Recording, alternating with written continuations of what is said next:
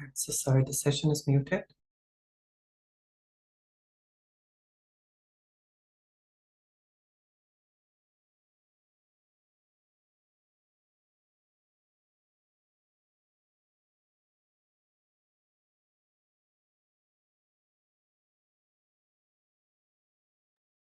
Sorry. Okay, thank you. So, thank you for joining me this evening. So let's take a moment just to let all of our busy days uh, be put to the side.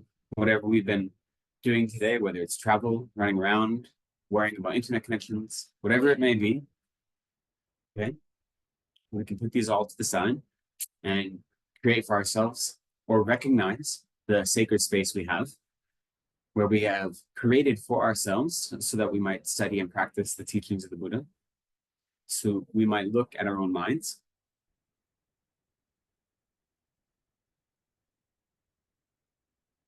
So allow yourself to sit in that comfortable, open space that isn't disturbed by all of the things going on outside in the world, but a space that's focused, a space that's motivating, invigorating, and set a strong motivation that the reason we are joining together this evening, the reason we are studying the Dharma, is not for our own benefit alone, but so that we might be able to be of greater service to others. We recognize that right now, our ability to help others is limited. And so the deeper our wisdom, the more profound our extensive activities, the quicker we reach Buddhahood, the more we will be able to be of benefit to others. And so for these reasons, we are continuing to practice. We are continuing to study. We are continuing to journey on this path, not for our own mere benefit, but so that we might be of more benefit to others. So let that motivation sit strong in your heart, in your mind.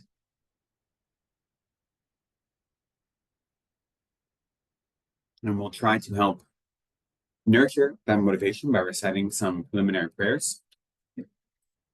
So in the old prayer book, we'll do on page 36, excuse me, not 36, 34.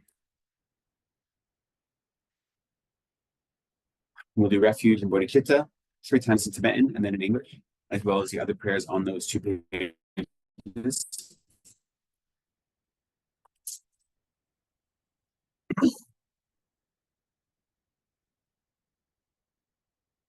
Sangye Shuran Soki Chonam La Tancho Paru Tabni Kyapsu Chi Dagi Chinsogi Pesonam Gi Chola Pinche Sangye Druparto Sangye Shuran Soki Chonam La Tancho Paru Tabni Kyapsu Chi Dagi jinsogi pe sonam gi drola pincher sange druparsho sange chiram soki chonam la dancho paru dagni kapsu chi dagi jinsogi pe sonam gi drola pincher sange druparsho.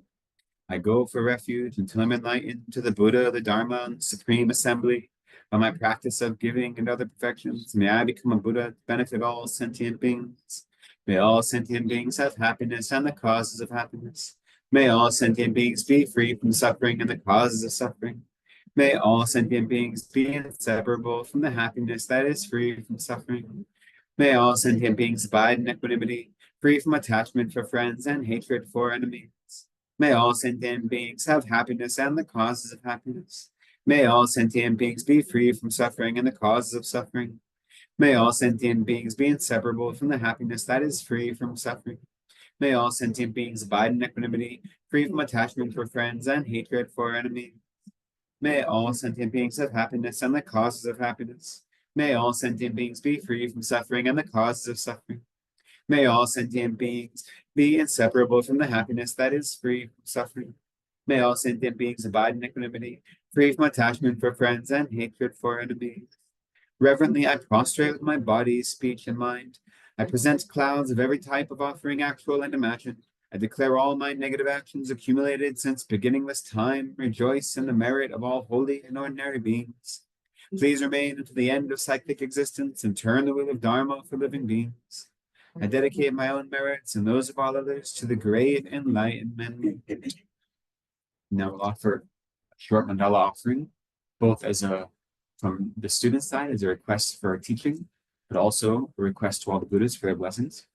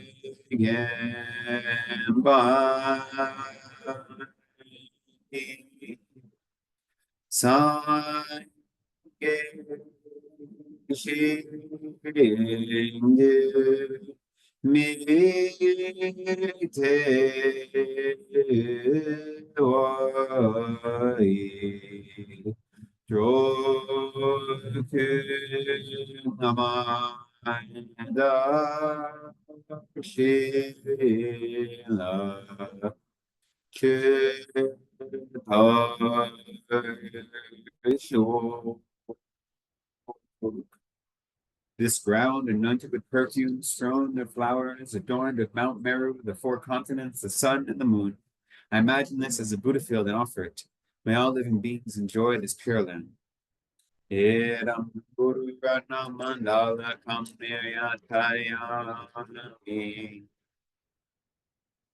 We'll continue with offering praise to Shakyamuni Buddha on page 72, 73.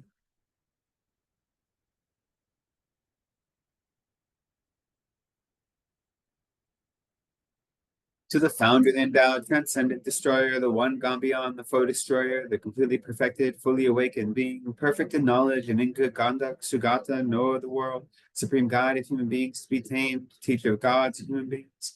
To you, the completely and fully awakened one, the endowed, transcendent destroyer, the glorious conqueror, the subduer from the Shakya clan, I prostrate, make offerings, and go for refuge. To the founder, the endowed, transcendent destroyer, the one gone beyond, the foe destroyer, the completely perfected, fully awakened being, perfect in knowledge and in good conduct, Sugata, knower of the world, supreme guide of human beings to be tamed, teacher of gods and human beings. To you, the completely and fully awakened one, the endowed, transcendent destroyer, the glorious conqueror, the subduer from the Shakya clan, I prostrate, make offerings, and go for refuge. To the founder, the endowed, transcendent destroyer, the one gone beyond, the foe destroyer, the completely perfected, fully awakened being, perfect in knowledge and in good conduct, Sugata, knower of the world, supreme guide of human beings to be tamed, teacher of gods and human beings. To you, the completely and fully awakened one, the endowed, transcendent destroyer, the glorious conqueror, the subduer from the Shakya clan, I prostrate, make offerings, and go for refuge. When, O supreme amongst humans, you were born on this earth, you paced out 7 strides and then said, I am supreme in this world. To you, who are wise then, I prostrate. With pure bodies, forms supremely pure, wisdom ocean like a golden mountain, fame that blazes in the 3 worlds, winner of the best, Lord, to you I prostrate. With supreme signs, face like spotless moon, color like gold, to you I prostrate. Dust free like you, the 3 worlds are not, incomparably wise one, to you I prostrate. The Savior having great compassion, the Founder having all understanding, the field of merit with qualities like a vast ocean. To you, the one gone to lessness, I prostrate. The purity that frees one from attachment, the virtue that frees one from the lower realms, the one path, the sublime pure reality. To the Dharma that pacifies, I prostrate. Those who are liberated and who also show the path to liberation, the holy field qualified with realizations, who are devoted to the moral precepts. To you, the sublime community intending virtue, I prostrate. Homage to the Supreme Buddha, homage to the Dharma refuge, homage to the great Sangha, to all 3 ever devout homage. To all worthy of respect, bound with bodies as many as all realms, atoms, in all aspects, with supreme faith I pay homage. Do not commit any non-virtuous actions, perform only perfect virtuous actions. Subdue your mind thoroughly. This is the teaching of the Buddha. A star, a visual aberration, a flame of a lamp, an illusion, a drop of dew or a bubble, a dream or flash of lightning, a cloud, see, condition things as such. Through these merits may sentient beings attain the rank of all seeing, subdue the four faults, and be delivered from samsara's ocean, perturbed by the waves of aging, sickness, and death. And let's continue with the short or abbreviated calling the Guru from afar, which is on page 133 of the Gold Prayer Book.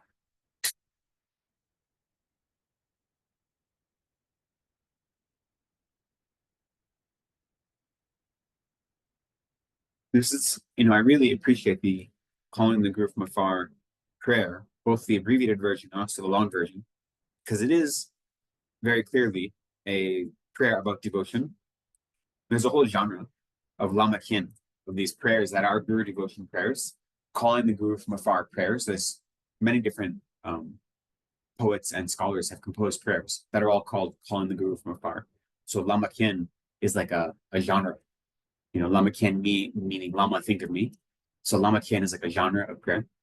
But these ones, which is composed by Wonka, which is really nice because it is that genre, but it also goes through the whole lamrim. So it goes through all the stages of our practice. And the extended one is also all of the stages of Tantra as well.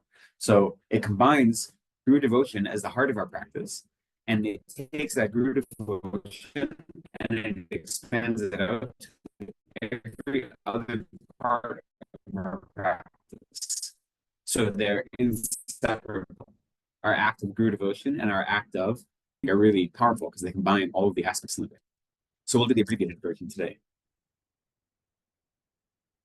Lama, think of me. Lama, think of me. Lama, think of me. Magnificently glorious Guru, dispelling the darkness of ignorance. Magnificently glorious Guru, revealing the path of liberation. Magnificently glorious Guru, liberating from the waters of samsara. Magnificently glorious Guru, eliminating the diseases of the five poisons. Magnificently glorious Guru, who is the wish-granting jewel, I beseech you, please bless me. Magnificently glorious Guru, please bless me to remember impermanence and death from my heart. Magnificently glorious Guru, please bless me to generate the thought of no need in my mind. Magnificently glorious Guru, please bless me to abide one-pointedly in practice in isolated places. Magnificently glorious Guru, please bless me to not have any hindrances to my practice. Magnificently glorious Guru, please bless me to realize without error the view of the fundamental nature of reality. Magnificently glorious Guru, please bless me so that all bad conditions appear as a support. Magnificently glorious Guru, please bless me to accomplish effortlessly the two works of self and others. Magnificently glorious Guru, please bless me soon, very soon. Please bless me on this very cushion. Please bless me in this very session. May I not arise heresy even for a second in the actions of the glorious Guru. May I regard whatever actions are done as pure. With this devotion, may I receive the blessings of the Guru in my heart. Magnificent and precious Root Guru, please abide in the lotus seat at my heart. Guide me with your great kindness and grant me the realizations of your holy body, speech, and mind. Great, thank you.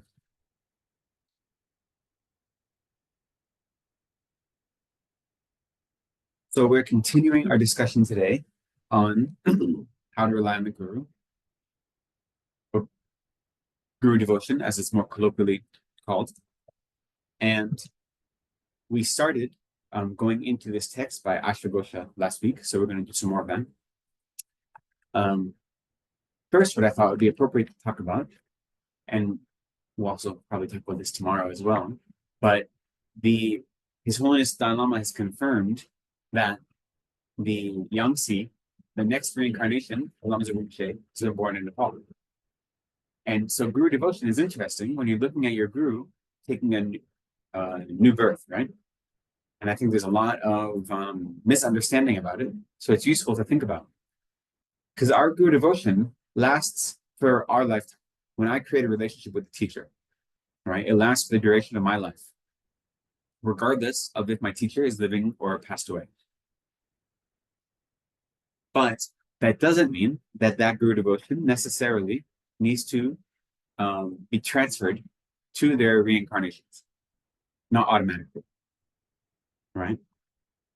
So Obviously, I am dedicated to Lamazopa Rinpoche, right? Who's my root guru. He showed the aspect of passing away, but he's still my root guru. And he still is teaching me all the time, right? So even when your teacher shows the aspect of passing away, you still keep them present with you because their teachings never go away, right? When the Buddha, Shakyamuni Buddha, showed the aspect of passing away, he did it as a final teaching to teach on impermanence. And he says, when they asked him, who will lead us now that you're gone? He says, the Dharma is there, right? So even though our gurus or our gurus in any case show the aspect of passing away, their teachings, what they've taught us never goes away. And so we are constantly learning from our teachers all the time, whether or not they are living or not, or whether they're far away or nearby, right? We always have that opportunity. So when the teacher shows the aspect of passing away, then that doesn't mean they stop teaching us. And it doesn't mean our samaya, I would say, or our commitments to them, our relationship dissolves. Then if they choose to take a reincarnation, as Lama Zopa has, we don't automatically have guru devotion to that new tuku, that new reincarnation. A lot of people, both Tibetans and Westerners, think that they have to. It's not the case. Now you can, and you can have, and it might be that when you see this young child, the devotion that you've had for your teacher lights up flaming hot in your heart, and you automatically know you're devoted to this student, to this teacher, right? And that's possible. But it's not required, You don't have to go treat this young child as if they were a king, which is sometimes what happens. But all the time. Quite often, yeah. And there's a balance for people that have to help raise tukus, right? It's hard for them because they're recognizing this teacher who is taking a human aspect again, and whether they see them as a Buddha or not, even if you just see them as like a highly realized teacher who's taken this aspect, you still want to create the conditions. The reason the tuku system even exists is that the idea, never mind Buddhists, right? Never mind our guru-disciple relationship. The reason it exists is this idea that if in this life, I have done a lot of practice in the path and I've made some sort of breakthroughs, right? I have some sort of realizations, even minor ones, then in my future life, I'll be able to access those more quickly, right? Because I've done so much work in this life. And so when you have recognized tuku lineages, you want to help create the conditions for those tukus to engage in those realizations as quickly as possible, right? For the sake of everyone. For the sake of everyone else, right? But so it's kind of a realization that if you have a ordinary person, let's say, and the tuku has more immediate potential. We all have the same potential to become Buddhists, right? We're all going to become Buddhists, but due to their past life, they have more immediate potential, which is why, for instance, at the monastery, they don't have to do work. They're given exemption from a lot of things that other monks aren't given exemption from, because the idea is to create the conditions where their Dharma realizations and practice can ripen more quickly, so you don't want to overburden them with having to do manual labor, let's say. And so because of that, they get treated like little princes quite often. And sometimes that's very, very beneficial for them. And sometimes it plays to their ego and they become little tyrants. And I know tukus who have admitted when they were young, they did not behave well. Like they've said a lot, right? That because they were young and people were giving them gifts. And so they decided they were in charge because they were young children, So you have to, the people that are in charge of their education and their upbringing have to find that balance of saying, this is the tuku of my teacher, but I still have to discipline him. I still have to guide him. I still have to be the one that creates the conditions for him to grow and learn. And the same as we do for anyone that raises children or teaches children, that isn't always giving them what they want. Sometimes it is being strict. Sometimes it is doing different things. So it's a hard thing to raise a tuku and to educate a tuku, to take care of them. And the more important the tuku is, the harder it is, I think, because there's more eyes on it. But from my side, since I don't have that responsibility, I just have to see my teachers who have now taken this new rebirth. And it is not my previous or my existing relationship with my gurus doesn't automatically transfer. I think that's important to remember. People misunderstand that. They think it does, right? And it can, like I said, if you see this child rather, right away you might realize, oh, that's my teacher. But you don't have to. And from my side, I've had teachers show me aspect to pass away, and then they found their tukus. And from my side, I don't feel the need to rush right away. I say, I believe the teachers I've had, their tukus have been acknowledged by His Holiness Dalai Lama. So I have confidence it really is the tuku, right? But teachers take different aspects in every life, depending on what is the need of the students in that time. So I'm happy to wait and let that young person develop into a teacher and see if it's the kind of teacher that will benefit me in this life. And then I'll renew my relationship with them if it is, because that relationship isn't going away. I don't feel a need to do it right away when they are a young child, right? From my side.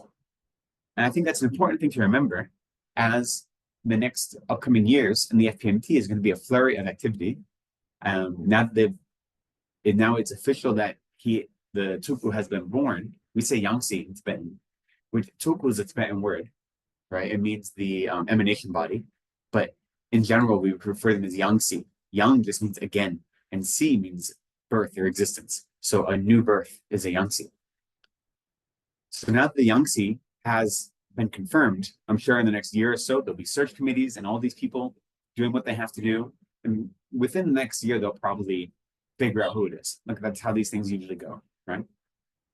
And once that happens, there's going to be a whole flurry of activity, which is very wonderful, and I rejoice in it, and I'll be part of it. But it doesn't mean you have to automatically look at this young child who will be 3, maybe at this point, 3 years, 2, 3, 4 years old, and say, "My teacher," and bow down at their feet and give them everything they want. So you have to see what feels right for you, but know that the connection you make to your teachers, it does last for the duration of your life, whether they're alive or dead, whether they are near or far, but it doesn't transfer to their future births.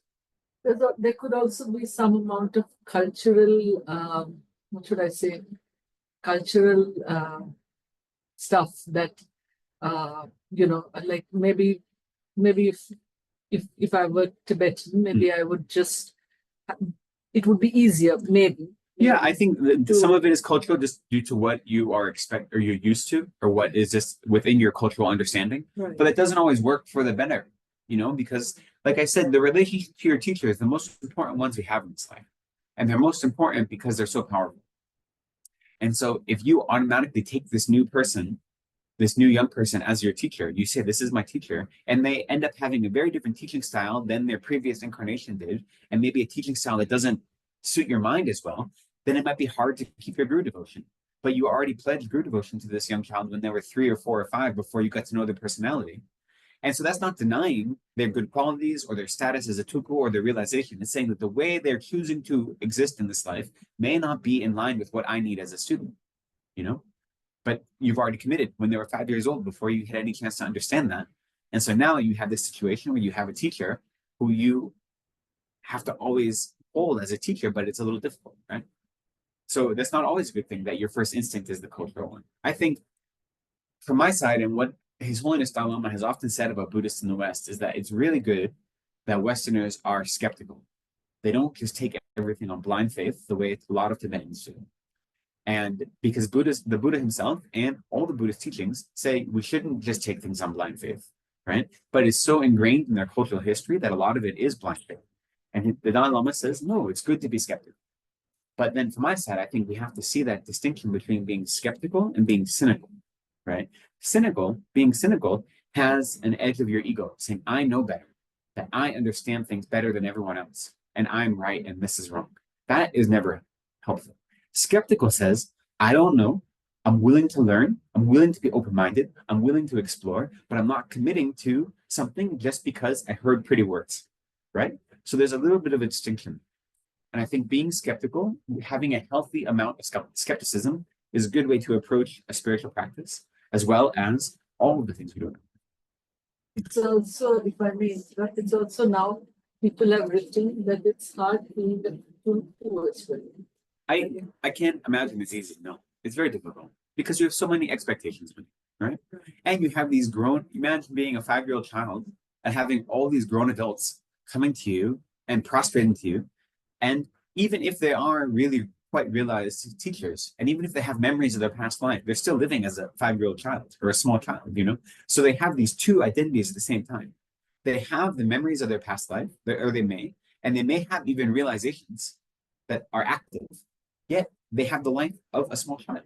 So you have to try to balance those two, which is very difficult, Someone had written in the tricycle about how it's time that the way tulkus are brought up is changed Yeah, or is rethought because it's probably not in the best interest of there is constant negotiation about what's the best way to raise tulkus. And so we'll see, we'll see what happens in the FPMT and what kind of education we receive. But so, what? Will I go for the ceremony? What ceremony?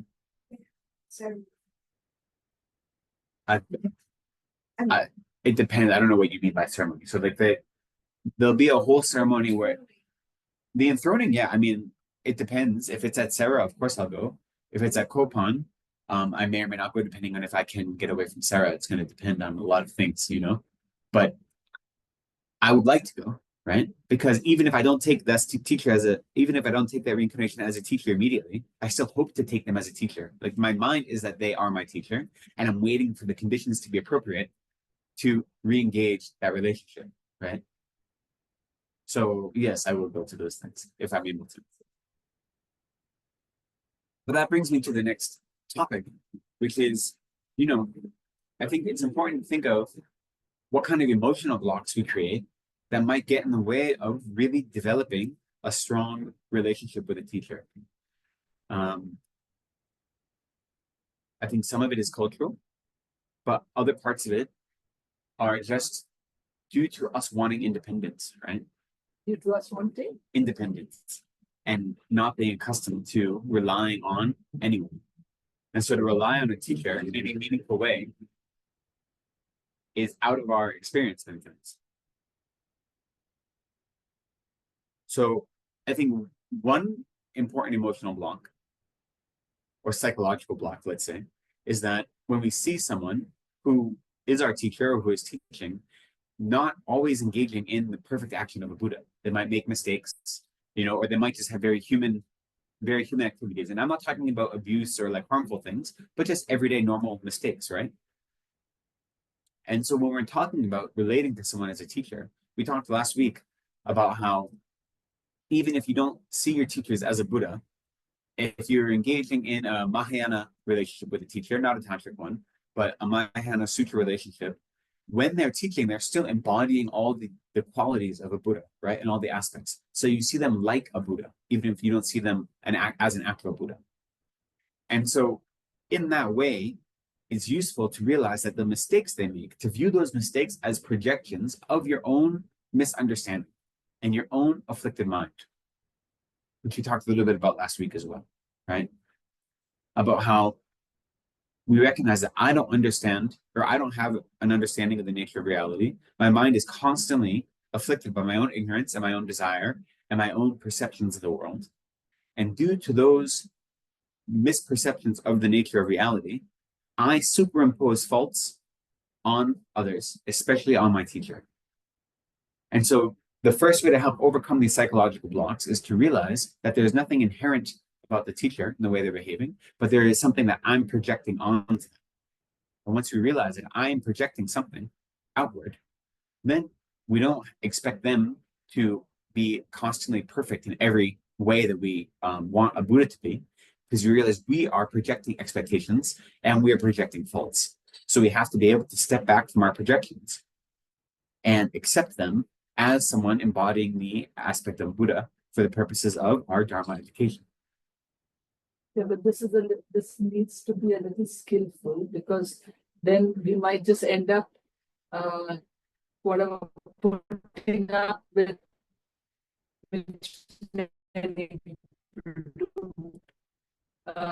all kinds of behavior from the teacher, because after all, I'm seeing it all wrong. It's true. I'll get to that. About in general, when we see our teacher having any sort of worldly faults. But it's true that if our teacher is engaging in behavior that it could be understood as some sort of abusive behavior, whether emotionally abusive or physically abusive, we don't have to just be like, this is a projection of my mind, therefore I have to put up with it, right? We have to find that balance of saying, this is not a Dharma activity that they're doing, and it is not a benefit to my Dharma practice. And you can accept that your experience of something, even if it is a teacher causing you, let's say, emotional abuse, like calling you names or making fun of you, especially in front of others, right? You can, on one hand, accept that that is your own projection of your own ego, saying, I deserve to be exalted and all these things. At the same time, say, it's not a healthy relationship for me to be in a place where I am insulted like that in front of my peers by someone who I look up to, right? And so you can find that balance to say, this isn't a skillful way. This is not a skillful method that is benefiting my mind. And then you can discuss that with your teacher. And if in private, you don't call them out in front of everyone, but you can try to have an audience. And if they are not able to change, then it might be a relationship you have to create some distance in. So sometimes when you have teachers, especially when you have multiple teachers, there's some advice that if your teachers start behaving in ways that is difficult for you to maintain a pure view, then you have to not spend as much time around, you know. One of the things that comes up a little bit later in this text, in this prayer by Ashvagosha, is Tsongkhapa says part of the reason Ashvagosha composed this was he was noticing a lot of monks who, due to their living circumstances, were spending a lot of time around their teachers and taking for granted that they are around their teachers. So they're becoming mindless in their behavior.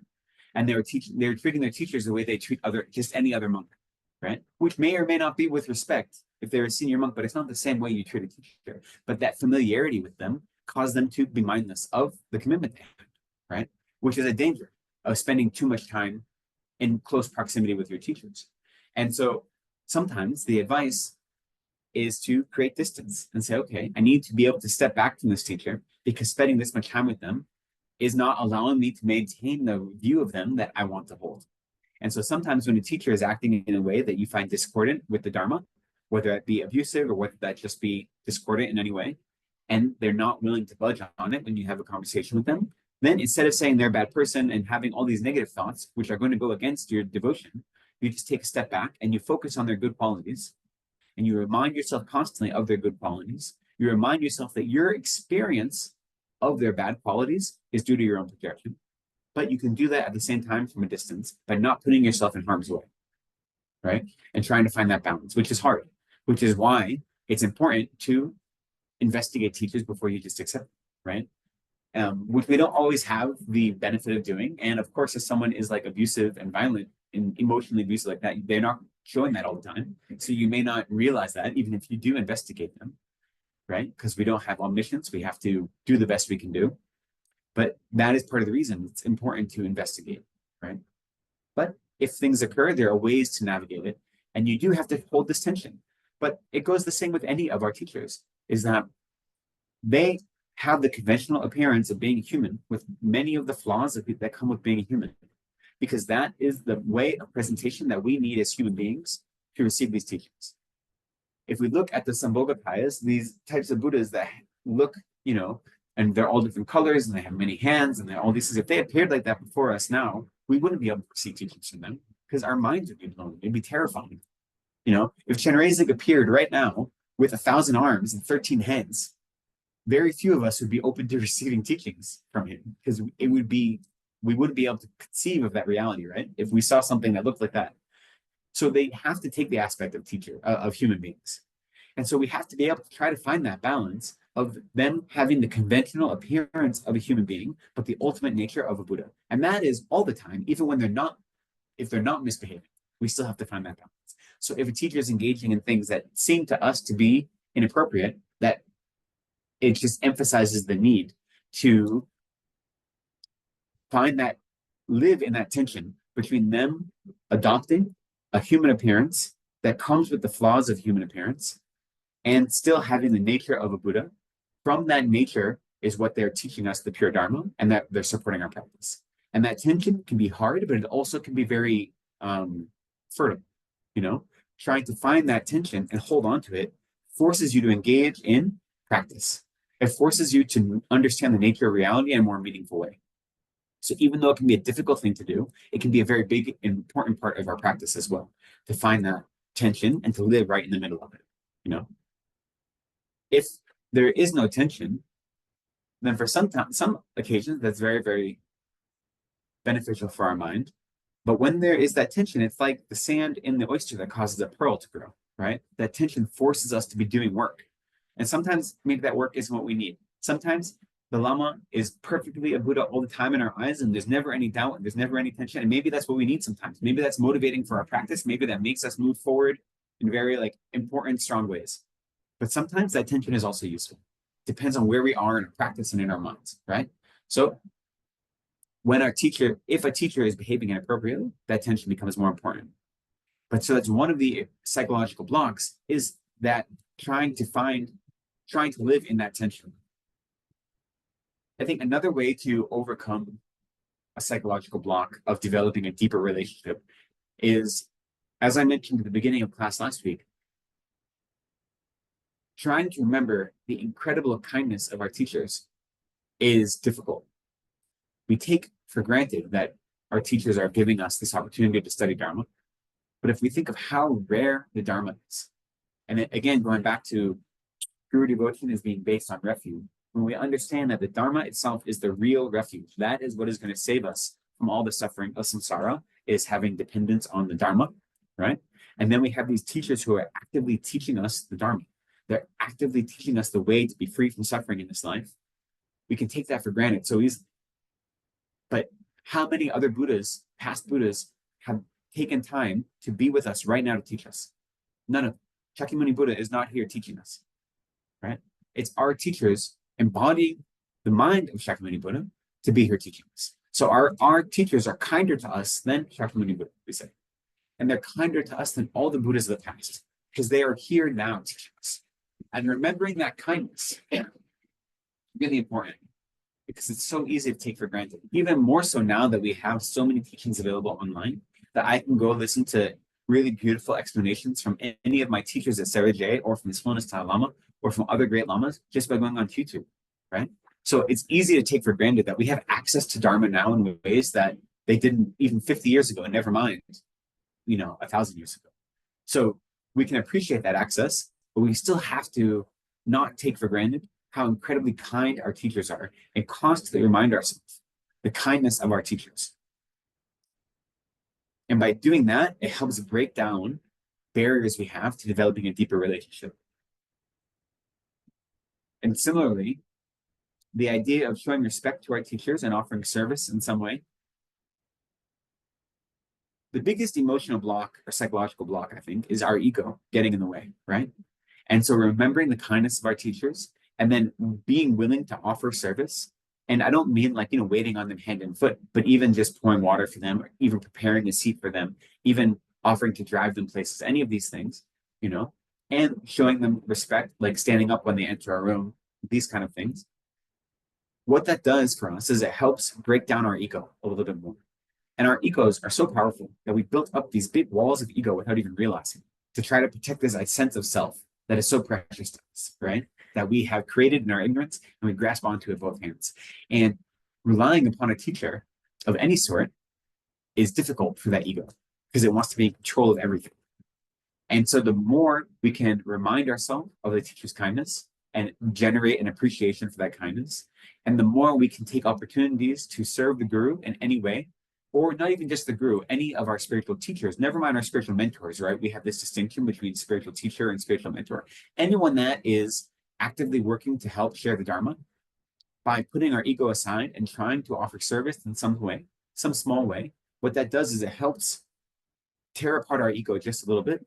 And the more we can push down our ego, the more opportunities we have to deepen a relationship with our teachers, and as a result, with the Dharma, right? Because that's the reason we have relationships with teachers, is so we can have a deeper relationship with the Dharma. That's the only reason. Relationship with the teacher on its own is worthless if it doesn't lead us deeper into Dharma practice and Dharma knowledge.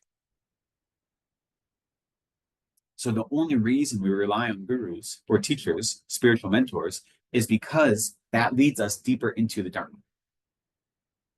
And it's a powerful way into it. And then the other obstacle, I think, to developing a deep relationship sometimes is a fear of being vulnerable and of opening ourselves up to others, right? And again, I think that comes to our ego and just being afraid of not being smart enough, not being good enough, whatever baggage we have, whether it be from like valid traumatic experiences in our past or not, that is an obstacle to opening ourselves up to a teacher. And again, we could look at it in a worldly sense as being a product of past trauma or other emotional experiences in this life. But what it comes down to is our self-grasping and our self-cherishing, combination of those. And, there are valid reasons for those things to be active, right? I'm not dismissing like the role childhood trauma can play in how we develop as adults, right? But I am saying that being aware of that and being aware that me being afraid of being vulnerable is then creating an obstacle for me creating a deeper relationship with my teacher is useful, because by being aware of it, I can try to do something about it, right? How can we be more open to a teacher? Well, once we have a relationship with a teacher, just being honest with them about our experience, about our knowledge, about our wisdom, about our goals, but when we make mistakes, that honesty is something that is difficult, right? For many, maybe not for everyone, but for some people it is. Especially like I always want to impress my teachers because they do so much to help me. So for instance, I have a class with one of my teachers who gives me private classes one-on-one. And when you have a one-on-one class with a teacher, and his teacher likes to ask questions, you have to have an answer. There's no one to hide behind. So I have to do the work ahead of time because I don't want to be there without an answer, because then I feel like I'm letting him down. And it may be that I don't know the answer. Like that's why I'm having class with him. He knows that. He knows very well that like he's asking me difficult questions on purpose because he's forcing me to think about things, but also forcing to see how much work I've done ahead of time. Have I done the work? Have I done the preparation? And then really, he's twisting my mind to say, "What this is what you think? Is that the right way to think?" He's being a skillful teacher. But from my side, I don't want to look stupid in front of my teachers. I want to always impress them. And you have to be careful with that, because am I just clinging on to one of the 8 worldly dharmas, saying, I want them to think good things of me. I want them to praise me, right? That's a self-cherishing mind. That's not a healthy mind. So being vulnerable is still doing that work. In this particular case, it's still doing the work. It's not being lazy, but I'm not doing it for the purpose of trying to be the smartest and the best and show how great of a student I am. I'm doing it because I care about the Dharma. And then I'm not going to be afraid when I don't know an answer to be like, I don't understand this, or I don't know. And then he can help guide me, right? So being vulnerable and being willing to admit when you don't know something instead of trying to do it just to impress them is one example. But you might also want to be worthy of them. Like if you're having one-on-one teachings, so you want to be worthy of the teacher's time, and that might then put some pressure. But being worthy of their time means that I'm doing the work to come to that class. Doesn't mean I know everything, right? Like that's it. If I'm doing the work ahead of time, if I'm preparing the material, I'm doing my best to understand it, and then I come to class, that is what I need to do to be worthy. If I could just read this material and understand it perfectly on my own, I wouldn't have to go to these kind of classes, right? So the teacher doesn't expect that. Teachers don't expect the students to know everything. Otherwise, why would they be teaching? But they do expect the students to put in the effort, right? And when you put in the effort, then the teacher comes and you come and you meet in the middle. That goes into the next point I want to talk about actually is we want to review what are the qualities of a good student. This is an important thing. We've talked about it a few times, but what does it mean to be a good student? What qualities do we want to embody? And there are a couple different lists, but the way I like to remember them is with the analogy of the faulty vessel that we want to avoid being like, right? And with that analogy, expanding it a little bit. So we want to avoid being like a water vessel or a pot that's upside down, right? So no matter how much water is poured on top of it, none of it will never fill up. So in that way, by avoiding that fault, that means we're always going to be open-minded, right? We are going to be accepting and open-minded. Another way to think of that is to be curious and interested, to actually be wanting to learn about the Dharma, right? So we don't want to be like a pot that is upside down. So we don't want to be closed-minded. We don't want to be shut off. We want to be curious. We want to be interested. We want to be investigatory in that way. And we don't want to be like a pot that has a crack in it, right? If the pot has a crack, then no matter how much you fill, it's going to leak out. So in that way, when you're attending a teaching, you want to be mindful. You want to be aware. You also they say a good student is one who is intelligent or discerning. And that doesn't mean you have to have some preternatural intelligence, but it means that you have to be willing to do the work to try to learn, that you don't just accept things blindly, but you investigate. You're willing to put in the effort. So that goes along with being mindful. It goes along with not being like a cracked vessel. Is that a proper student is one who is intelligent or discerning, who is mindful and aware, who pays attention to the Dharma and to their practice and to the advice of their teacher. And then the last one is we don't want to be like a pot that has a stain in it, right? So if a pot has a stain from whatever was in it before and you pour in pure, clean water, it's going to become impure from the previously existing stain. So in that way, we want to not have bias, have prejudice, be impartial when we're going into any Dharma experience. Whenever you attend a teaching or a practice or a meditation, you don't want to start it with the mind that I already know what the answer is going to be. Oh, I don't need to attend this teaching on the Four Noble Truths. I know the Four Noble Truths already. So it's not even that you have a mindset that's contradictory to Dharma, but it's that you believe you have a pre-existing understanding that's going to taint whatever your opportunity is to learn with that teacher, right? So I think the qualities that we want to embody as students are all, we can find them in the analogy of being like avoiding the faults of a pot and then expanding on it. So we don't want to be like an overturned pot. We want to be open-minded. We want to be curious. We want to be interested in the Dharma. We don't want to be like a cracked pot. We want to be mindful. We want to have awareness. We want to have intention. And we want to be intelligent and discerning. And we don't want to be like a pot that has a stain in it. We want to be unbiased. We want to be open-minded. We want to be unprejudiced. We want to be impartial. So those are the qualities of a good student, So that doesn't mean you have to know everything. It means you have to be willing to put in the work and you have to want to learn, Those are what our teachers look for in us. And if anyone has engaged in any sort of teaching field, regardless of what the topic is, you've had this experience where you might have students who aren't the brightest students in the class, but they want it and they put in the effort. And it's much more rewarding to teach those students than it is to teach students who know everything, but don't really want to be there, right? Like I'm sure if you've done any sort of educational or teaching experience in your life, you'll know that kind of experience. So our teachers don't expect us to be perfect. They expect us to put in the effort, which is the same in our worldly life as well, right? And so if those are the qualities we need of a good student, then it's worthwhile to think of the qualities that we're searching for in our teachers. And then we did, I think in our second class, I listed a number of lists from a couple of different sutras. And I think Venerable Gyalten also gave some good lists of different qualities. And in the 50 verses that we went over last week, on verses 7, 8, and 9, we talked about good qualities of a guru as well.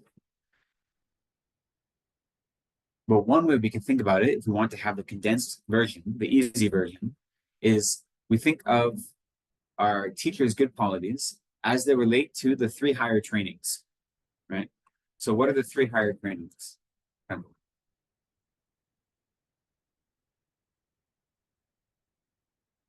Or might be, if you know. So the 3 higher trainings, the first one is morality. And then yeah, so you can say contemplation or concentration or meditative contemplation.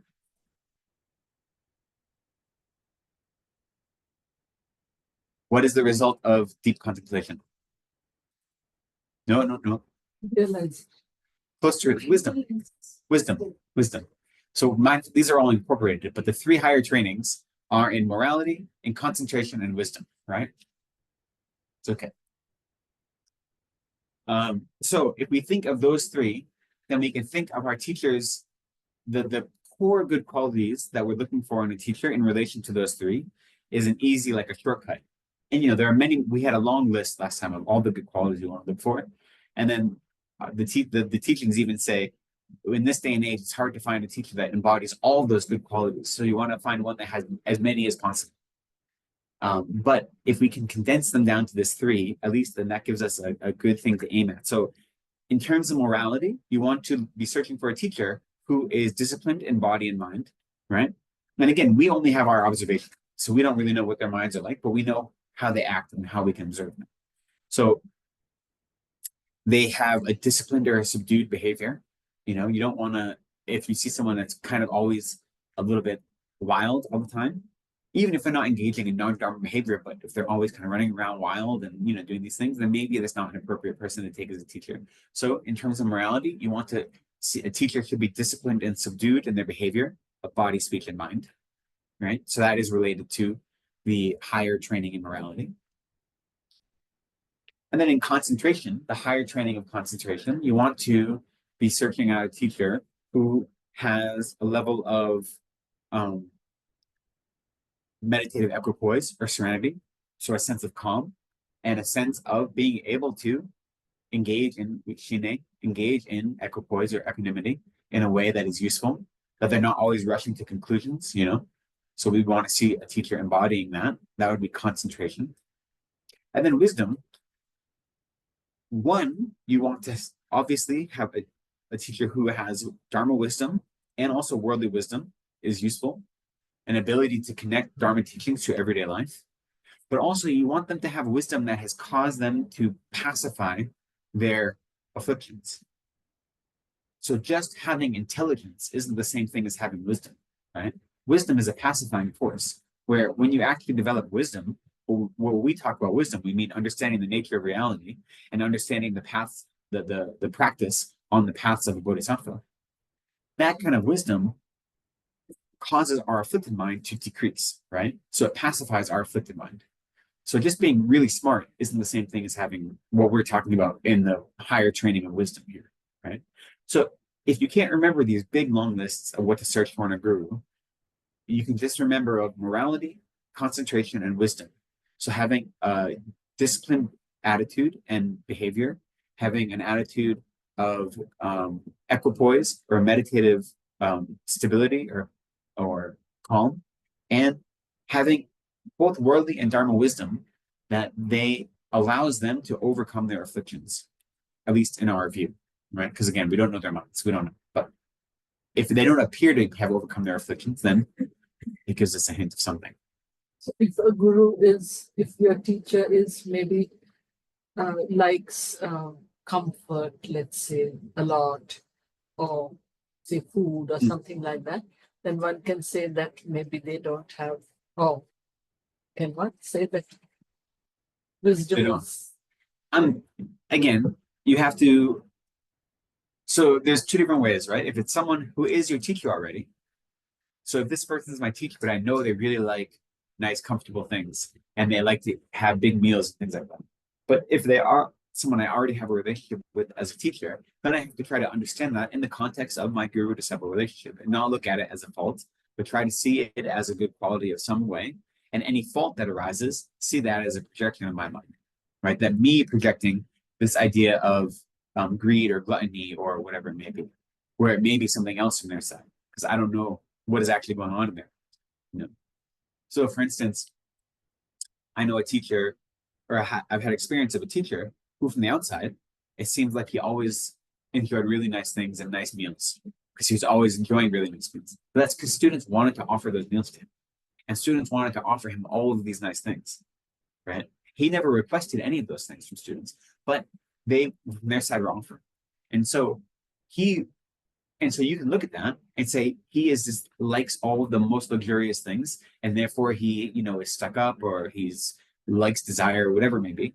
Or you can look at it and say he's creating the opportunity for his students to practice generosity and to practice guru devotion, right? And now from our side, regardless of your relationship with that person, you don't know his mind. You have no clue what it could be.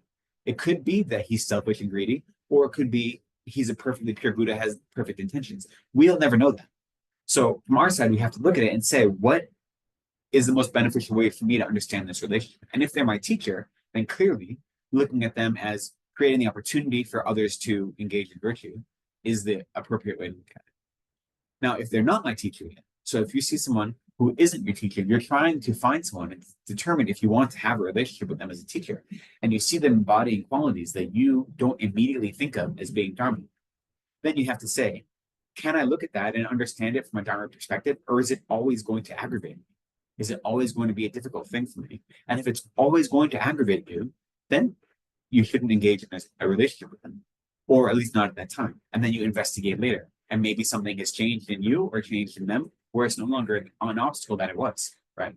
So the way you approach that situation is going to depend whether you already have a relationship with them as a teacher, or whether you are investigating them to see if you want them to be your teacher. So,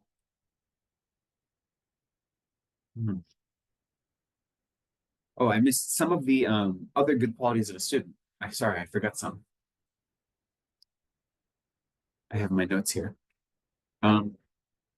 This leads into continuing with the text, which is why it's important to recite, to offer them. One, so in addition to the three qualities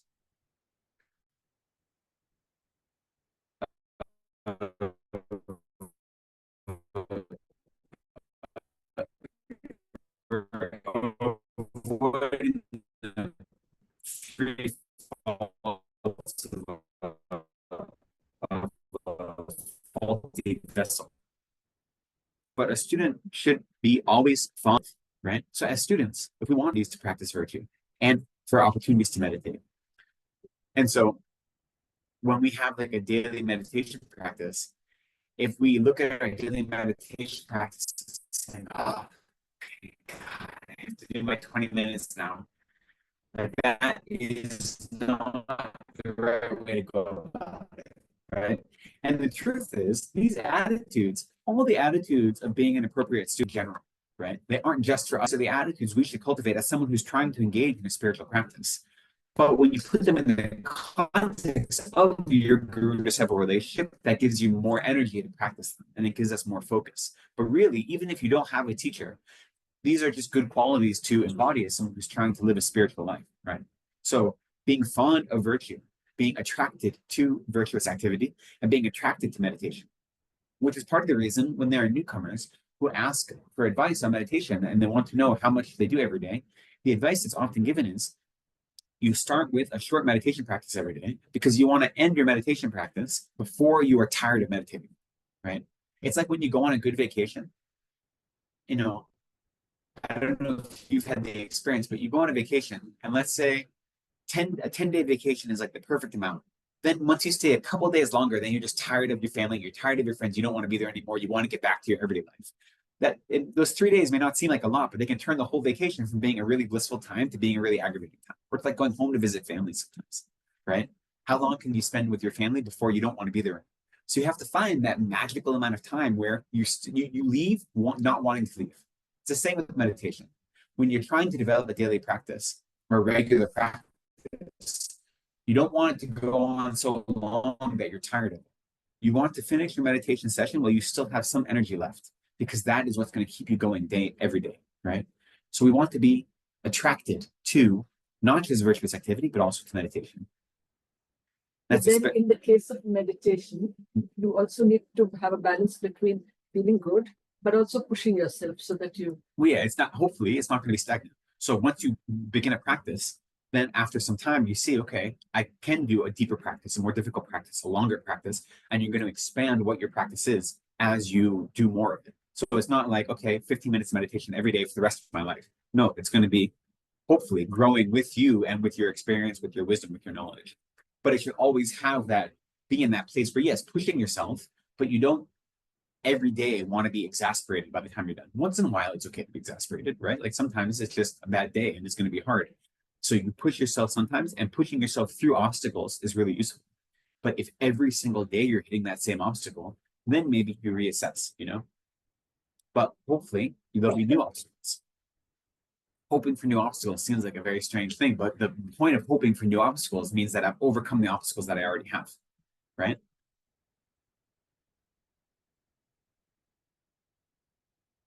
The other good qualities is that we, as a student, we want to always be showing, but also experiencing respect for our teachers, for our gurus. So that's another good quality of a student that we want to be adopting. Our teachers don't expect anything of us, but any small way we can show them respect, we should be doing. And that should be something that comes natural to us, whether we are in their presence or not. That when we think of our teachers, we should do so with a mind that is a mind of respect and a mind that finds joy in that relationship we've created with them. I think to some extent, this is a little bit hard for Westerners because we look at teachers and we want them to be like our therapists and our friends and our confidants and also our spiritual teachers all at the same time. And historically, like that is not the role the teachers played in the Indian and Buddha and Tibetan landscapes. Like the teachers weren't your confidants. They weren't your best friends. They weren't your therapists. It'd be very rare to go to a teacher and like talk about your like family problems or your like husband or wife problems, right? With your relationship problems. That just wasn't common.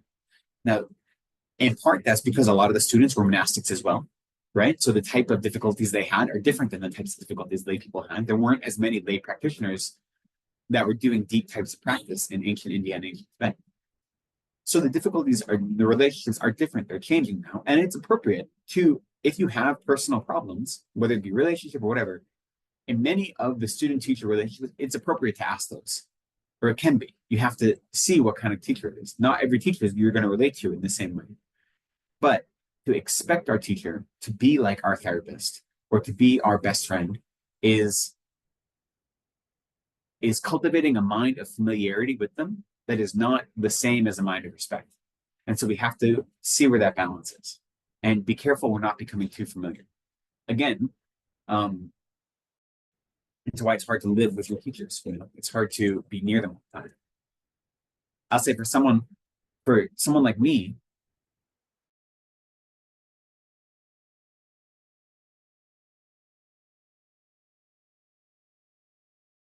what is useful is that when you are studying with me, obviously I get a lot of respect and I get a lot of back home to my family, and I don't get any of that, which is very useful because it helps you remember. For someone from my side, remember, oh wait, I'm not being special, right? So from my side, that's very useful as someone who teaches. As someone who's a student, whenever I think of my teachers, I do my best to have nothing but utter respect. So as I mentioned earlier today, I was supposed to have a class with one of my teachers, and he canceled, but he canceled it an hour after it already ended. He just didn't show up for class, and he told me afterwards, "Oh, I'm sorry, I had this puja to go to, and I forgot to tell you." Right? But so when I got the intuition that our class wasn't happening, instead of having, oh, he didn't think about me, he forgot about me, all these like negative thoughts I could have had. Instead, I remember how important, like how busy my teacher is and how many other things he has going on. And that whatever is going on here isn't about me. It isn't about him showing affection for me or not showing affection for me or any of those things. It is all these other things happening, you know? And so I can look at that situation with a mind still of nothing but respect for me. Or I tried to, you know. So a good student is one that is always experiencing a mind of respect for their teacher and is trying to show devotion daily. And that they may not see their teacher daily, but that means when you are doing your daily practice, you are keeping your teacher in mind. When you are making offerings every day, whether it be water bowl offerings, whatever it is, and you're offering them to all the Buddhas, in your mind is also your teacher. You're offering to your guru. When you do prostrations, right? Generally, when we do prostrations, we often do prostrations to the guru and the Buddha and the Dharma and the Sangha, right? We have the 4 locations, not just the 3, with the guru being at the top of the crown of our head. So in that way, you're engaging in acts of devotion to your teacher every day. And that is. So we can do the prostrations, we do only So is that the same as No, go ahead. Is that the same as? the jams? No. So the mantra we often recite, is just a mantra to multiply the power of our prostrations. So Om Namo Maheshwara, Namo Sushaya, Namo Maheshwara Swaha. It doesn't have anything to do with the triple gems. It's just like a powerful mantra that we use when we're engaging in prostrations to make our prostrations more powerful. Straight on a daily basis, right? Well, yeah, yeah. So what's the visualization or what's the thought that we should? So as we prostrate, Or should we, should we have the triple jabs in mind? so a little bit of column A, a little bit of column B. So that mantra we recite is a useful mantra to recite because it makes our prostration more powerful. As we prostrate, we should have in mind that we are, first off, our hands, right? We have our thumbs tucked in as if we're holding a jewel. That's the proper mudra. And as we prostrate, we may be reciting that mantra, but we're also thinking, I'm prostrating to my guru, I'm prostrating to the Buddha, the Dharma, and the Sangha. So the triple gem and our guru, right? We also think of the prostration to the enlightened activities of the Buddhas, to the Buddha's holy body, speech, and mind, right? So the three Buddhas plus their enlightened activities, which would be the guru embodies enlightened activities of all the Buddhas. So the enlightened activities in the body, speech, and mind. So those are the three vajras or three activities of Buddha. And so when we putting our hands in those locations, we're thinking of the triple gem plus the guru and their holy activities that we're paying homage to. When we do the act of prostration, depending on how elaborate we're going to be, we want to visualize all of the Buddhas in the space in front of us, ideally.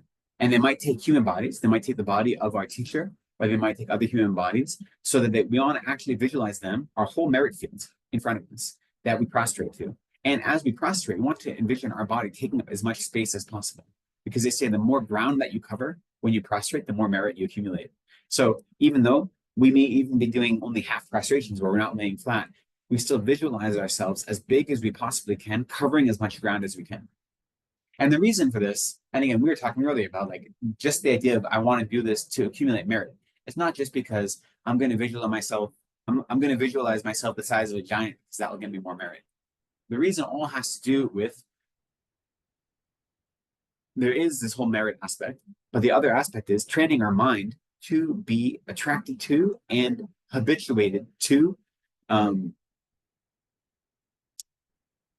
only devotion, not only virtue, but also disintegrating our ego. So the idea of prostrating ourselves as low as possible to the ground is also about our ego, right?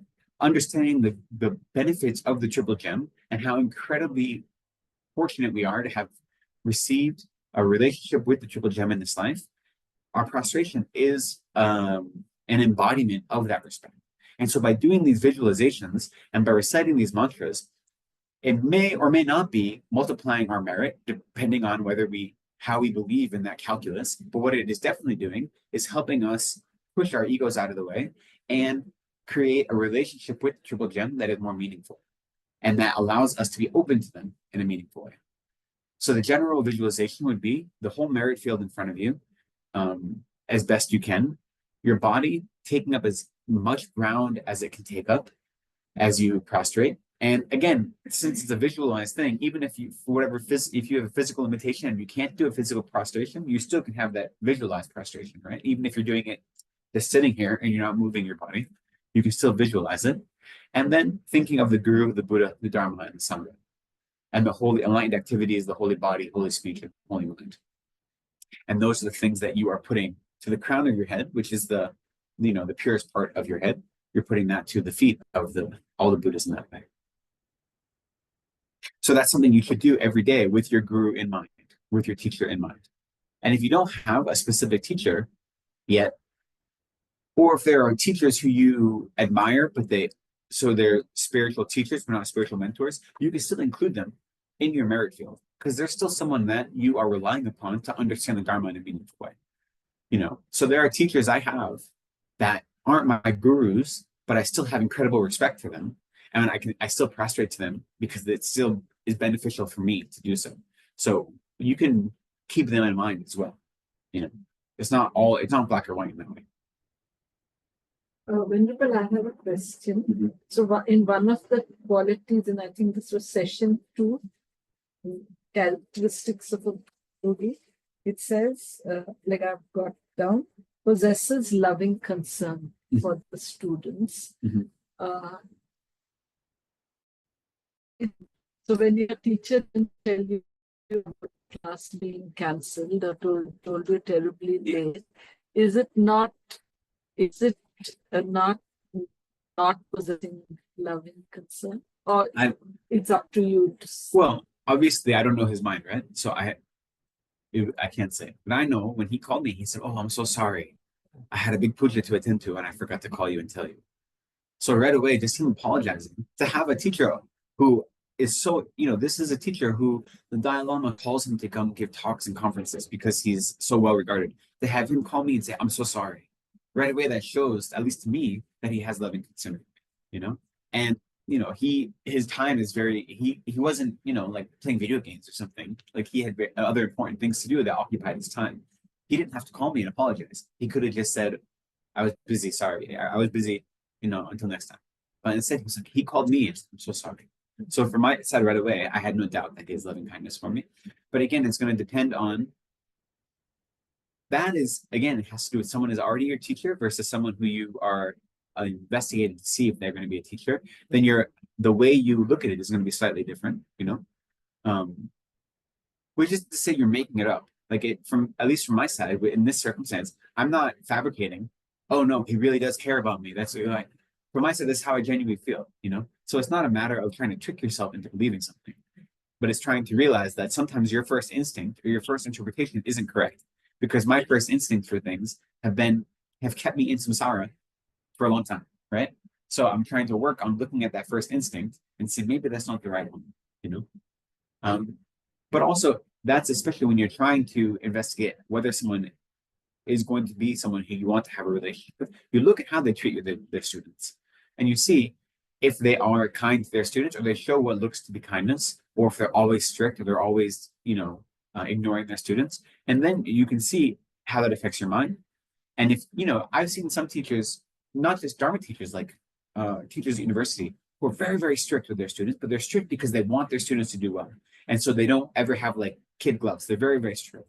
But I've seen some teachers do that. And I say, well, that is a class I want to be in because the teacher cares that I'm learning and is pushing me. Someone else might look at that exact same teacher and be like, "That guy's a jerk. I don't want to be near them." Right? So it's more about you looking at the way that teacher teaches and saying, do I see that as an act of promoting the students' education and their well-being? Or do I see it as them being pompous and a jerk? And that's going to come not necessarily from their action, but from your observation and experience of their action, right? So you have to, that's why the same person isn't going to be the right teacher for every student, right? Necessarily. So with that, let's get through some of these verses. We can go through some of them quite quickly, and because I'd like to make some progress in the 50 verses, and feel free to keep asking questions. Do you have copies of this or no? Sorry. That's okay. We printed some, right? So last week, we managed to get through the first 9 verses. So we had discussed the first verse is the salutations, and the last verse is the conclusion, but everything else is the main body, quote unquote. And there is an exhaustive, how do you say in English? An outline, and I'm not going to give all the fine points of the outline because it is very, very detailed. This translation here by Gyalten of Tsongkhapa's commentary, he gives like all of the outline, like 1A, 1A2, 1AB, like that, like the fine points. And some of them get to be, for instance, 2.1.1.1.3.2.4. Like there's so many nested, outlines. So the useful thing of knowing the outline, and the reason it's so important to Tibetans when they study, is that by understanding the outline, you can often understand the whole text, right? So if you have the outline memorized, that's almost equivalent to having the whole text memorized. So it's useful. But I'm not going to go through the outline, except for that very broad. So let's start where we ended last time, right? So we went through verse 9. So again, verses 7, 8, and 9 is talking about the qualities of a teacher that we should be searching for. Verse 7 is talking about qualities that we don't want a teacher to have, right? And so we don't want a teacher that lacks compassion or is wrathful or wicked. So the inverse of those we're searching for. And verses 8 and 9 are giving other good qualities that we should be seeking in a teacher. Now, verses 10 and 11 and 12 are about a student giving up what they say is irreverence towards the teacher, or a negative mind towards the teacher. So in 10, we say, having become a disciple of a Lord such as that, so such as one who embodies the good qualities referenced in the earlier verses, if one were intentionally to disparage him, then since that is the same as disparaging all the Buddhas, they would achieve constant suffering. Right? But we want to continue. We'll go back to that. But the greatly deluded person who slanders the master will die due to an epidemic, due to violent illness, demons, fever, or poison.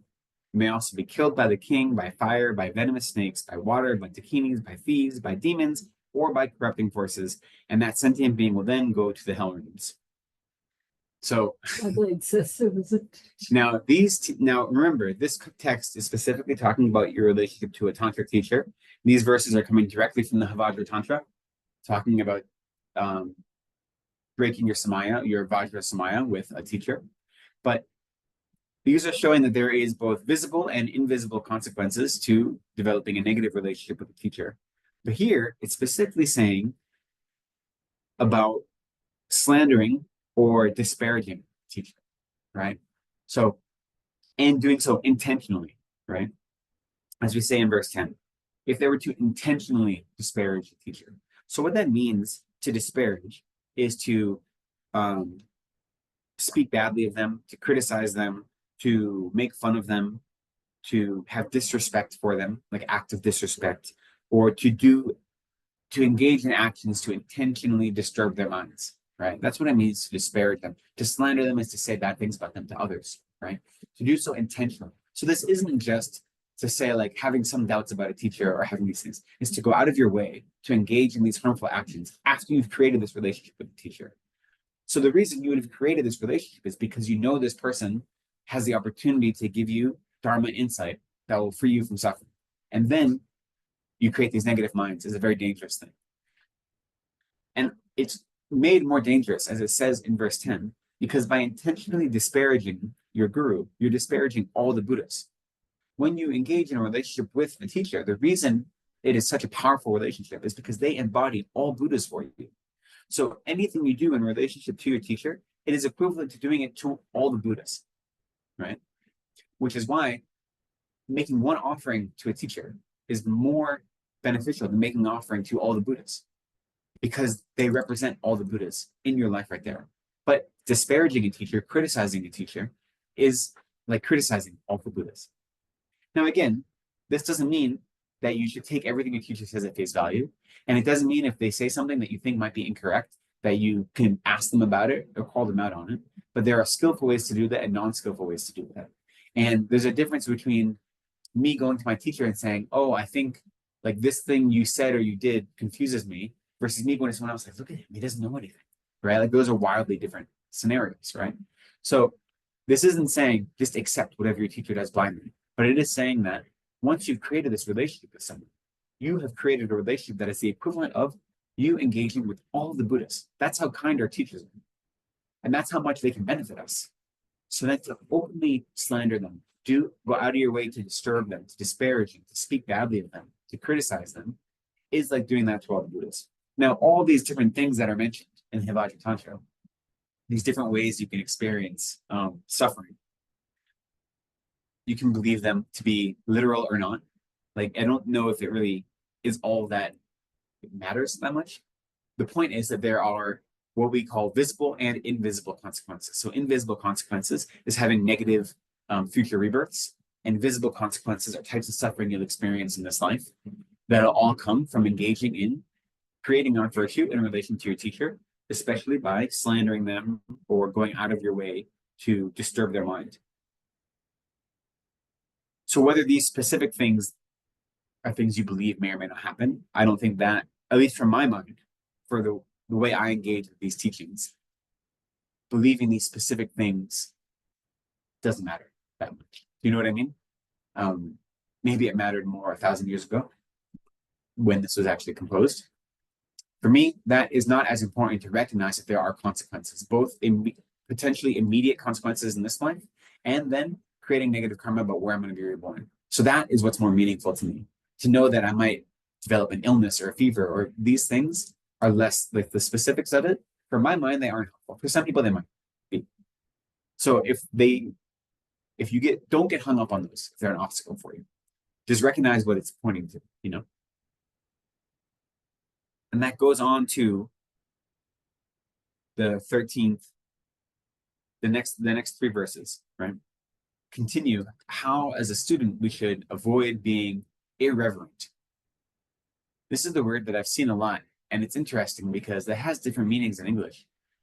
What I believe they mean, and I haven't looked at the Tibetan, but I believe they mean a lack of reverence, right? Like, so we're supposed to respect and be devoted to our teacher, which is an act of reverence. So irreverent would mean the opposite of that. But I think of irreverent as being like whimsical and like, you know what I mean? Like, because it'd be, oh, that's like an irreverent thing. So I don't think of it as being heavy, as being the opposite of reverence. But I think that's what it specifically means. But the text just says how to avoid irreverence with your teacher. So that doesn't mean how to avoid whimsy. It means how to avoid a lack of respect. So as a student, these are what you should avoid doing. You shouldn't engage in slander or criticism or disparagement or disturbance.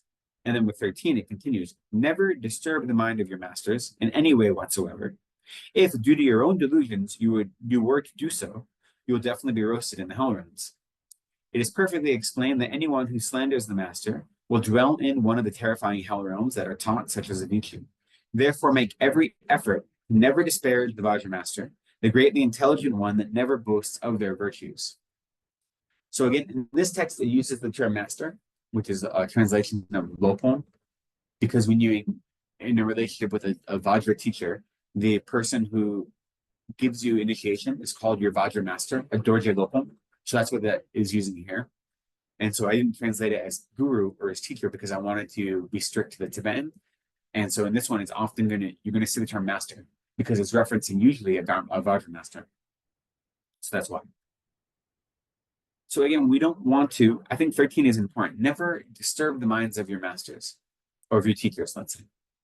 So this is an interesting one because if I believe my teacher is a Buddha, then I can't disturb him, right? On one hand, because even if they're a Buddha or not even a Buddha, but like a highly realized being, then I shouldn't be able to disturb him. So on one hand, I can hold that, but that doesn't mean I should go out of my way to try to disturb them, to test their Buddha, right? So if you know something is going to be disturbing to your teacher, you shouldn't be doing it, you know, and that can be something like going out of your way to instigate them, but it can also be like, I know that my teacher would be disappointed if I don't do X, Y, Z. So therefore, I'm going to make sure I do X, Y, Z, even if he is never aware of it. Like if my teacher gave me advice to, you know, study this text every day, I knew that if I don't do that, I disappoint him, and that would disturb his mind. So even if he isn't checking over my shoulder to see if I'm doing that, by not doing it, I would be actively doing something that I know would disturb him if he were to find out about it. You know what I mean? So it doesn't only mean intentionally like poking your teacher with a stick, right? It means recognizing that when they give advice, they're giving advice for what is best for you. So not living your best life is what is going to disturb your teacher. And by your best life, I mean doing your best to commit to a spiritual practice as it works in your life, as your meditation and your study work together. It can also mean not being a jerk to your teacher, but I think that's a little more obvious, right? Like you don't. Though I will say, there's a great story. I think is it in Liberation in the Palm of Your Hands? I bet it is. All the stories are in Liberation in the Palm of Your Hands. I mean, you have to remember the context of Liberation in the Palm of Your Hands. We read it as a book, but it was a 3-week-long teaching that Paponga Rinpoche gave to a series of monks. And it was every day giving hours and hours of teaching. So of course, it's all filled with all these stories. That's how you keep people engaged, right? But so there's one story of this teacher who came to the monastery and his students knew that the best offering you can give to your teacher is an offering of practice. So when he retired to his room in the evening, you know, as a student monk, you recite your prayers every day to memorize. And so they were right outside his window reciting their prayers. And he finally stuck his head out and he said, "Shut up," you know, because they weren't being mindful of the fact that he had been traveling all day and had teaching, and now he was trying to rest. And they thought, we're offering our practice, but they're just really like little mosquitoes in his ear, you know? So you have to be mindful at least. Like, so they weren't intentionally disturbing the minds of their teacher in that example. but they were disturbing him. Once he pointed that out to them, then they stopped doing it, right? But so it's a matter of just being aware of what your teacher, again, since our teacher takes conventional form, what would be useful to them and what would not be useful to them, and what would be disturbing to them and what would not be disturbing to them. And, we're not perfect. So we do our best, but we should not be trying to disturb our teacher's minds. So I just heard a story by, it was said by Gyalten. So she said about a king who was a big devotee, and he was of course very rich, and he had a beautiful palace filled with all kinds of precious things. And he had a teacher who had only cloth and his pegboard. And so one day he was sitting in the gardens with his teacher, and the teacher was giving him teachings when the palace servants from the palace came running and said, "Your palace is on fire. Come quickly to tell us what we should say when." And the king said, "That's okay. I'm taking teachings from my teacher. I can't. You go do whatever you have to do." While he was saying that, the teacher had got up and was running towards the palace, saying, "Wait, my bowl is in the palace." I can't remember now what was the conflict. I thought the story was very funny. Right? It is a matter of, again, this is a difficulty that not a difficulty, but we exist in the tension of seeing our teachers, when you see your teacher as a Buddha, still recognizing that since they have this conventional conventional aspect of being a human, we have to recognize that they're a human and take care of that human aspect, right? So, Choe Rinpoche, in the last couple of years of his life, he had developed difficulty, or even His Holiness has difficulty in his knees, right?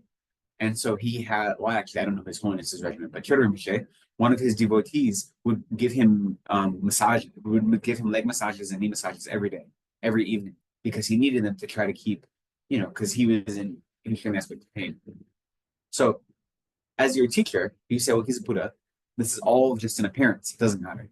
But he's chosen the appearance of a human being who has knee pain and that needs daily massages to overcome that pain, right? So then it's my responsibility as a student, even though I see him as a Buddha, to take care of this human body. So if, my teacher has no possessions except for this begging bowl, then it's my responsibility as a student to make sure that my teacher's possessions are taken care of. There's a verse later on that says you have to take care of your teacher's possessions. Go out of your way to anything that is an extension of your teacher is a representative of your teacher. They say that we should be treating, and I think this comes up later, but you treat an offering even to a single hair pour of your guru is like an offering to all the Buddhas. So what do we mean by a hair pour of the guru? Is the guru's hair pour are all their students and all their family members, is what it means by that. So you treat a teacher's entourage as if they were your teacher when you make offerings to them. And so by taking care of your teacher and their students and their possessions and their family, it is like taking care of your teacher as well, right? So you should generate the same respect for all of them. That isn't to say that you look at all of your teacher students as if they were all Buddhas. That's not the case. But you still offer them whatever you can because they are an extension of your teacher. So if your teacher only has one begging bowl or one bowl to his name, then of course you should go out of your way to make sure that is what is most protected. And even if from your teacher's side, he doesn't care about it, because he's not, in this story, I don't know the circumstance for that story, but you'd like to think that your teacher doesn't have any particular attachment to the begging bowl, right? But from your side as a student, that's not your responsibility. Your responsibility is to take care of your teacher's possessions as best you can, right? So if there's a fire, well then, we have to be practical. So if there's a fire, putting your body in danger to save a begging bowl is foolish. And I can't imagine any teacher would be like, that's a good thing to do, right? But if there is a position where you can save that begging bowl or whatever it may be, then you should do that. But not if it's going to put your body in danger. And then, yes, getting them a new begging bowl is something that would be the next best thing you could do, right? So again, this has to do with using our wisdom and realizing that our teachers are there to bring us into the Dharma, not to test us. Our teachers aren't there to see if we're doing things the right way, to like put us on the naughty list or the good list, right? Our teachers are there to bring us into the Dharma. All of these things are for our minds, right? You saving your teacher's begging bowl or not is not for your teacher's benefit, it's for your benefit. You know, in the end, that's what it's for. I remember Geshe Tsoka, who was the teacher who I studied with in Boston. One of the nuns who was there at one point, I don't remember the context. I really wish I did because I remember his response so strongly. But he said something, and she said, "But you're a Buddha," and like it was such a foolish thing for her to say.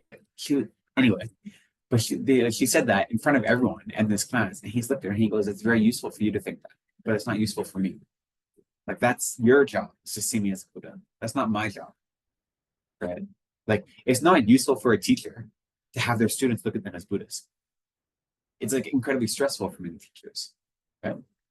Because all of a sudden you have expectations on you that are different. But from my point of view as a student, that is useful. From my point of view of saying everything about my teacher is most critical. Whatever I do should be to make sure my teacher's life is as comfortable and as easy and as uncomplicated as possible. That's not really for my teacher's benefit. It's for my benefit. It's to help train my mind. It's to help align my mind towards virtue, right? And to help overcome my own ego that says I'm more important than anyone else, right? So it's an important thing to remember is that we don't do this, any of this Lama devotion or Guru devotion isn't for our teacher's benefit, it's for our benefit, which is hard to remember when it looks like they're getting all the good stuff from the outside, right? Because the truth is, they're not getting good stuff. We're getting good stuff. We're getting the Dharma, and we're getting a relationship to the Dharma that's deeper, that's more meaningful, and that is more personal than we'd have otherwise. But that isn't something you can observe from the outside, right? In 15, it says, make every effort to never disparage virtues. The greatly intelligent one that never boasts of their virtues. And this, I like the way that it ends, is this verse has two parts. It's reminding us, it's like summarizing all the earlier verses. Make every effort to never engage in this negative action. But then it's also giving you a very good description of your teacher. The greatly intelligent one who never boasts of their virtues, right? That's another insight is what it means to have a teacher, is someone who isn't wearing all of their accomplishments on their sleeve, right?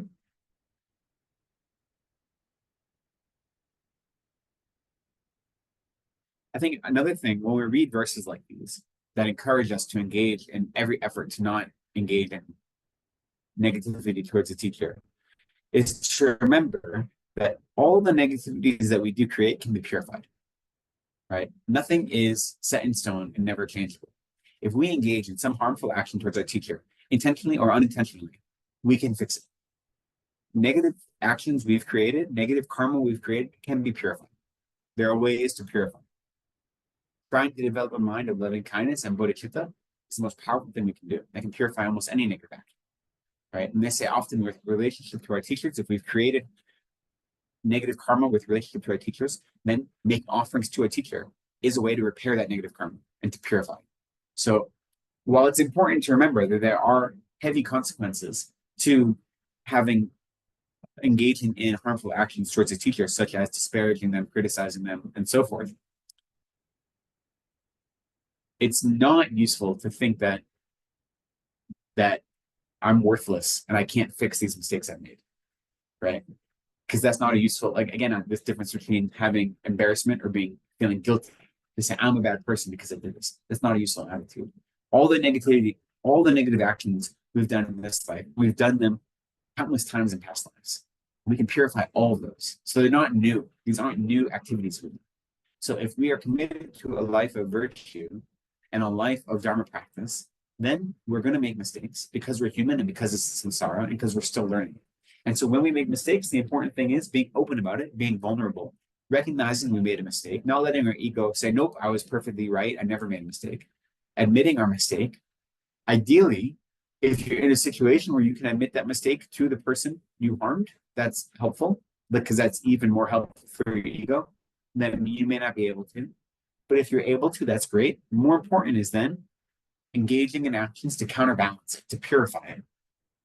Engaging in virtue with the intent to purify that negative action, and then generating a mind of commitment to avoid that harmful action again in the future, right? So any negative actions, any negative karma we create we can purify, which isn't licensed to go do whatever you want. Like, it's not saying I can do whatever I want and make up for it at the end of the day, but it is also just something important, I think, to remember that we shouldn't beat ourselves up when we make mistakes, even if they're heavy mistakes, because we have the ability to do better the next day, right? That's an important thing, at least for me, because I make a lot of mistakes. And it's very easy for me to just like be really down on all the things I did wrong instead of the things I did right.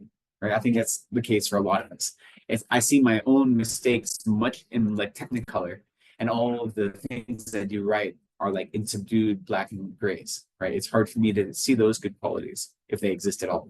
But everything I mess up, oof, it's like an IMAX, you know? And so not letting that define me, but recognizing it, acknowledging that it is negative karma I've created, potentially very heavy negative karma, and then purifying it and then committing myself to avoid it again in the future. So is something that's important. And so even when we read these verses that seem very overbearing, that if you make one mistake, you're going to burn in the hells forever. Okay, there are negative consequences that are exacerbated due to how important the relationship is with our teacher, right? The negative karma of engaging in the same action towards someone who is not our teacher versus towards our teacher is different levels. Like, it's a different multiplier on it, because the relationship is so much more important with our teacher than it is with a stranger, right? So you can acknowledge that, but at the same time, not let that overwhelm you and cause you to give up your practice. Because there's always the ability to purify and to engage in virtue. And the reason why it's very heavy with your teacher versus, let's say, a friend or something is because the teacher is one who gives you the Dharma. Well, once you've created this relationship, it's because they are all the Buddhas, right? They give you the Dharma because they are leading you into actual freedom from suffering.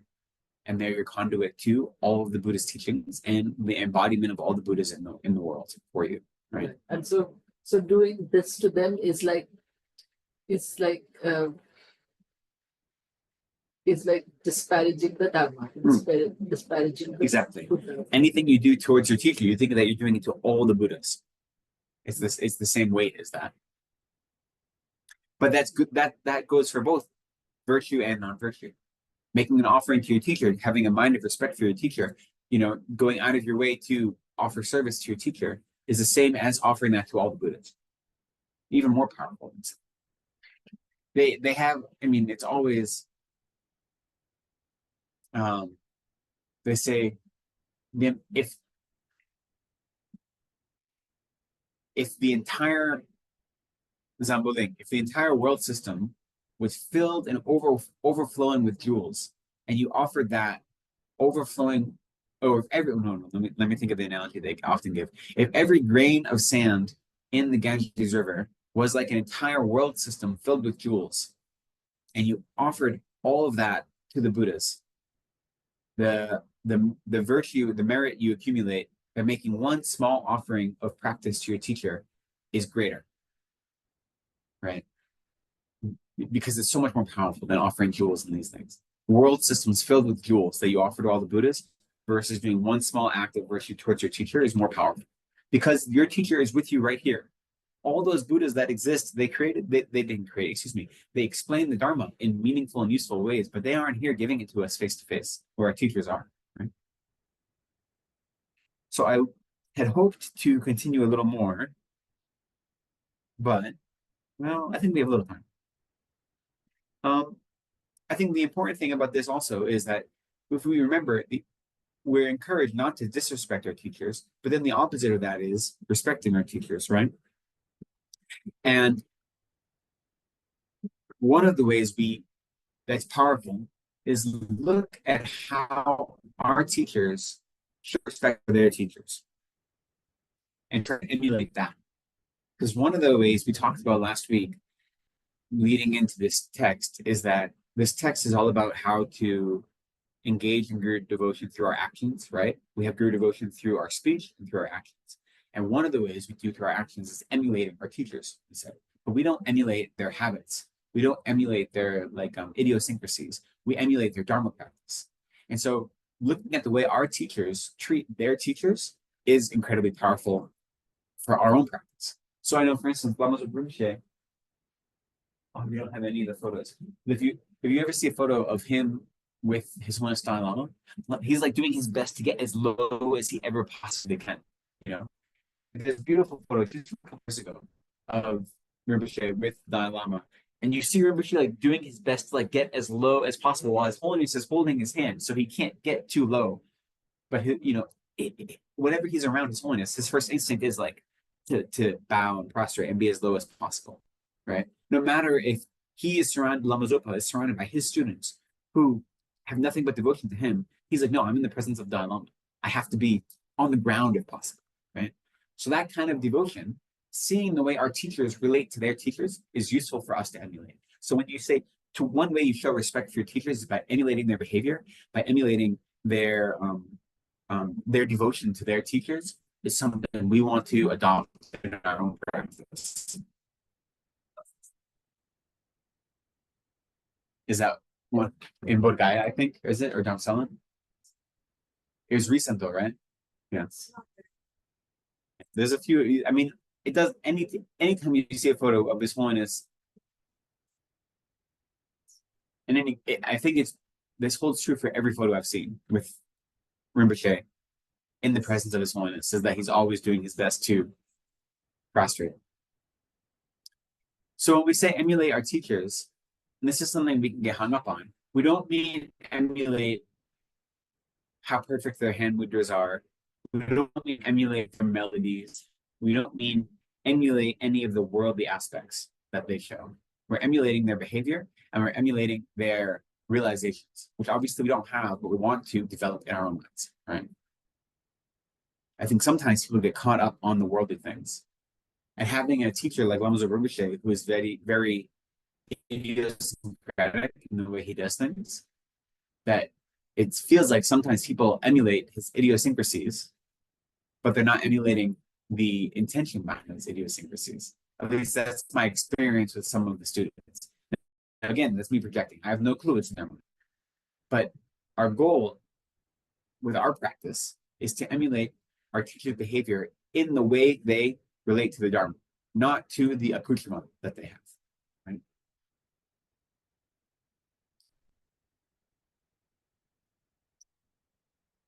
Okay.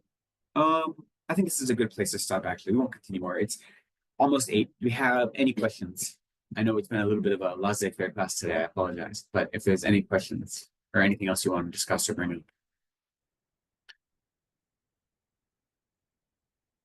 The next couple of verses, I will say that the wonderful thing about this text is that it is very straightforward for the most part.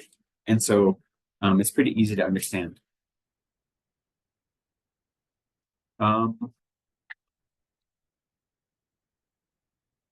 Yeah, I wanted to get through about 10 more verses today, but that's okay. We still have 2 more weeks of this class, so we have plenty of time. You know, I'm so glad that you're taking us through the text and explaining it in the way you are. Because if I read a text like this on my own, I just get completely confused, and in the things like, then hardships such as fever will not occur again. And then I'm saying, oh yeah. Yeah. I don't know how to read these texts and derive the meaning that you are giving. And I appreciate it. I'm fortunate enough to just have access to many different commentaries. So that verse we can just mention very briefly. So the verse 16, which is where we ended, it says, respectfully give to the guru appropriate religious offerings, then hardships such as fever will not occur again. So what that's pointing at is, as I was just saying, if you've noticed that you have done something to disparage the guru, the way you rectify it is by making offerings to the guru, and that eliminates the potential for that negative karmic seed you created to ripen, right? So when it says hardships such as fever here, what it's saying is whatever the negative consequence might ripen as a result of you engaging in disparaging your guru or engaging in a disturbing action, by remedying that through the act of offering to the guru, you are eliminating the potential for that negative seed you've created to then grow into something, right? So that's what that's referencing. But yeah, I can appreciate how sometimes this text is over 1,000 years old, so it's not something that, well, I'm not quite 1,000, but it's close to 1,000 years old. So the examples it gives may not be something that is readily available to us. You know? Right. Also, the other thing is that, you know, culturally what you see, like I know I was born into a family, not a very observant one, but I did see how people used to do all kinds, and I'm sure they still do all kinds of things, and then make these huge offerings Mhm. to the priest or to a temple, Mhm. or, you know, and then they would go back, and everyone else would also sort of say that, or think, or you felt that they were thinking, okay, well, then now that's okay, Yeah. you know. And so for me, like this kind of offering and all, and of course it's my mind, Mm. is tinged with that. It's all like a transaction, you know. No, exactly. No. And that's, they say, like, so exactly when commenting on this verse, they remind us that you're not, by making an offering to the guru to remedy some act of disrespect, you're not buying the guru's forgiveness, right? There isn't a transaction in that, insofar as the guru themselves has already forgiven you, if they were upset in the first place, right?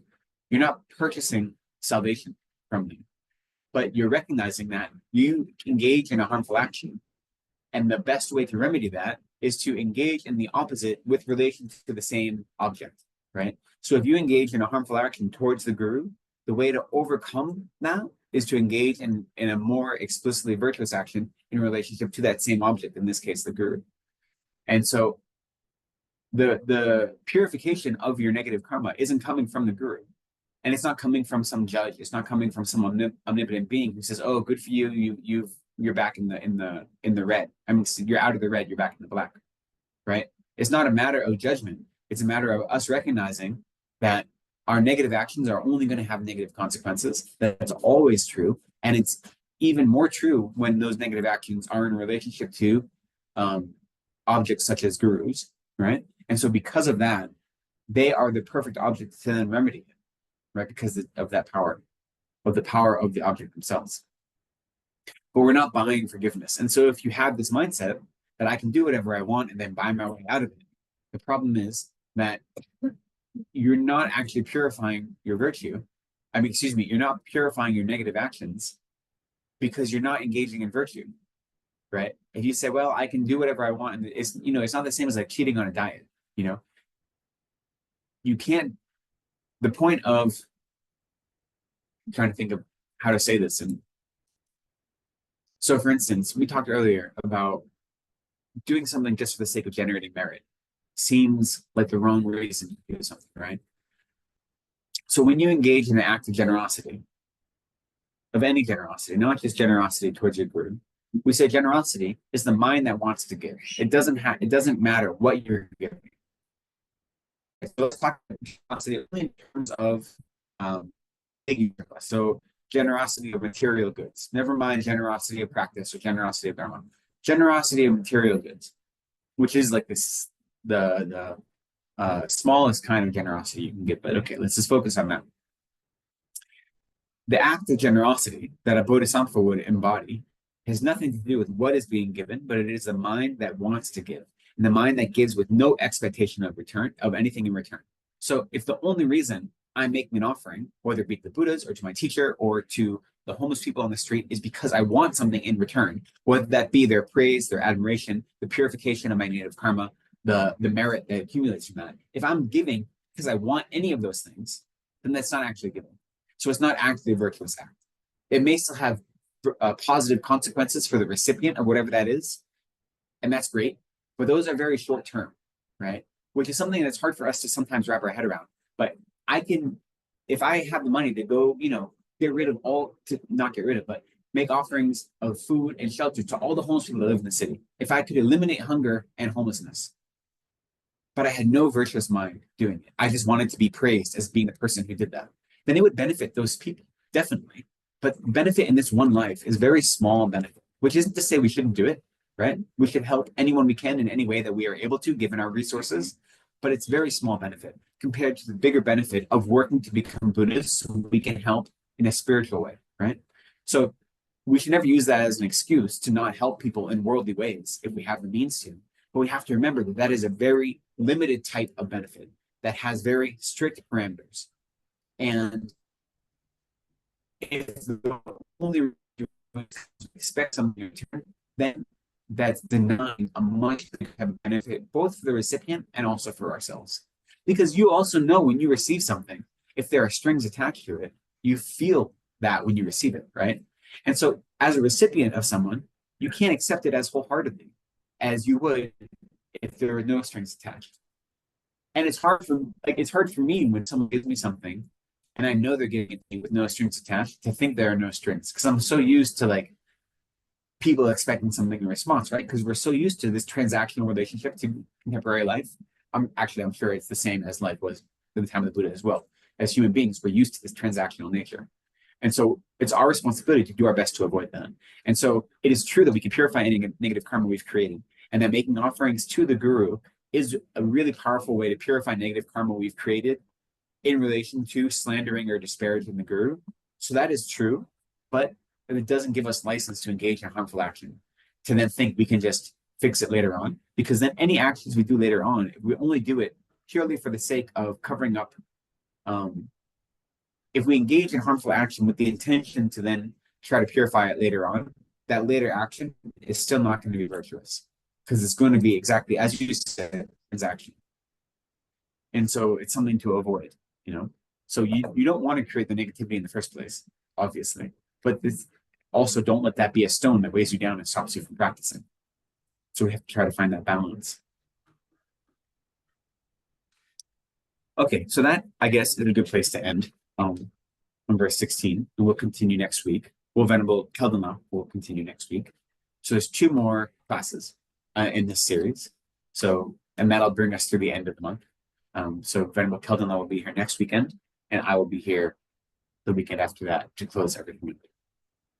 So with that, let us take a moment to realize that by coming together this evening, we have generated some merit. And so instead of keeping that merit for ourselves, let's generate a mind that wishes to give that merit away to all sentient beings. Let's generate a mind that says, may that merit ripen in my quick realization of Buddhahood so that I might have more resources available to benefit others. Instead of keeping that merit for myself, for my own comfort, for my own well-being, may it blossom into the ripening of happiness and bliss for all sentient beings in whatever way is most meaningful and useful for their own spiritual practice and journey.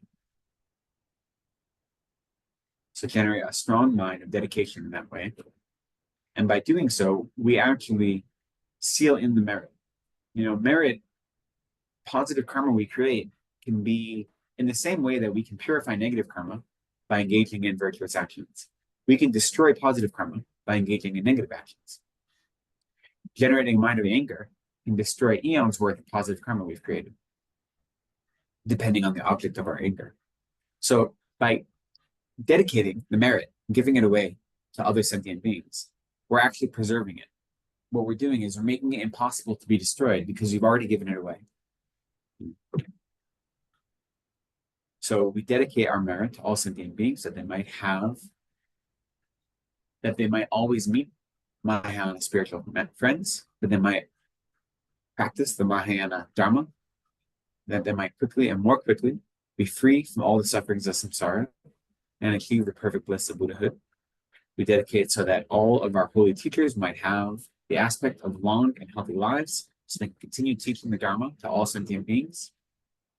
We dedicate that all of the projects of all of our holy teachers, all the Dharma centers and the other projects are able to exist without any obstacles, and that all of their holy wishes may be achieved quickly in accordance with the Dharma. And so we'll offer a quick verse of dedication on page 36. The 2 verses of dedication, as well as the long life prayer for His Holiness Dalai Lama. We'll offer these in English.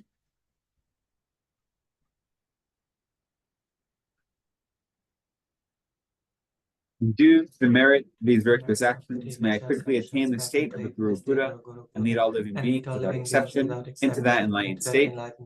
May the supreme jewel of bodhicitta that has not arisen arise and grow, and may that which has arisen not diminish, but increase more and more. In the land encircled by snow mountains, you are the source of all happiness and good, all powerful Chenrezig Gyatso. Please remain until samsara ends. Thank you so much for joining me this evening, those in person and online as well. I appreciate you. Thank you. Tomorrow we start at 10 o'clock.